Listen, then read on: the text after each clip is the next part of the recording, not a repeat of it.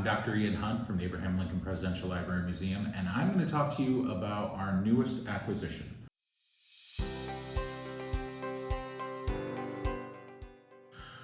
The official name of this is the order to affix the seal of the United States to a blockade. I just call it the Naval Blockade. I think that's a bit of a long title there. So in April of 1861, following the attack on Fort Sumter, President Lincoln and his cabinet were faced with the biggest crisis that the nation had seen since the British had marched on Washington during the War of 1812. Immediately in the aftermath of the attack, President Lincoln had called for 75,000 volunteers to help suppress the rebellion. But unfortunately, the gathering of those men, the training and equipping of those men, and forming them into armies was going to take months. The president understood that something needed to be done about what was happening in the South immediately.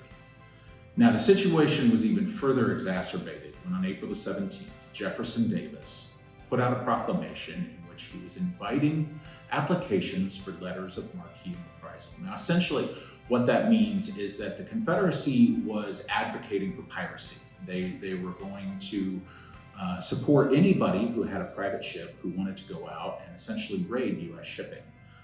So the president knew he needed to deal with this situation immediately. One of the ideas that was brought forth to the cabinet was the idea of a naval blockade. Now, half of the cabinet was not comfortable with this.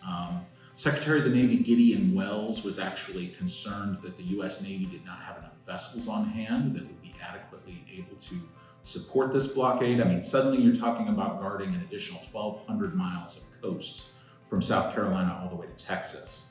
And he certainly had reservations about that. He actually was advocating that the ports themselves be closed and that an announcement be made that trading with the southern ports was going to be halted, at least for the time being. Another opponent to the idea of a blockade was the Attorney General, Edward Bates, who warned the president that by issuing a blockade, that it was constitute an act of war, that you could not blockade your own state, you could not blockade your own cities, and that it would by default recognize the Confederacy as an independent nation. Now, on the opposite side of the cabinet, those who were advocating for this, the biggest supporter was Secretary of State William Seward. Seward looked at what was happening and advised the president that if they simply attempted to close the ports, it was only going to be a matter of time before European naval vessels would begin to sail into these southern ports and would try to offload cargo or try to pick up materials to take back to Europe.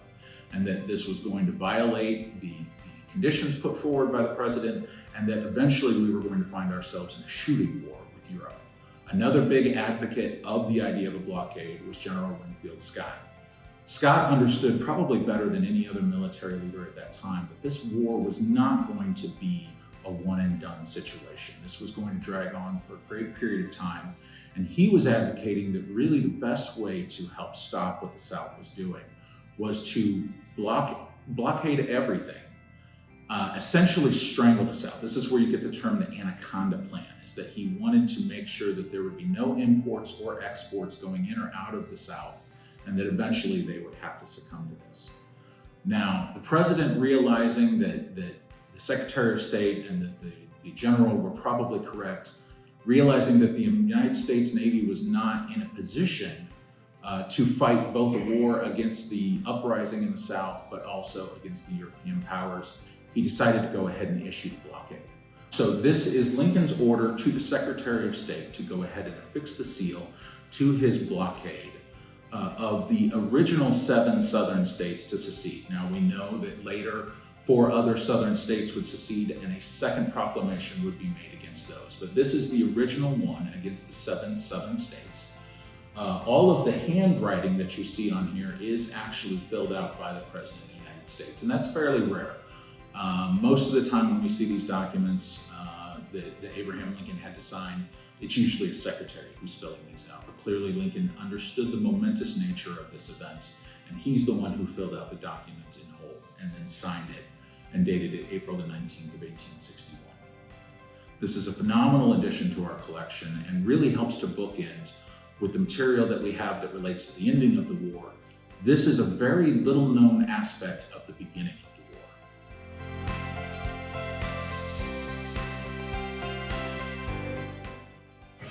We love adding new items to the collection, and we're so grateful that so many donors have sought us out as a place to leave their lasting family legacy.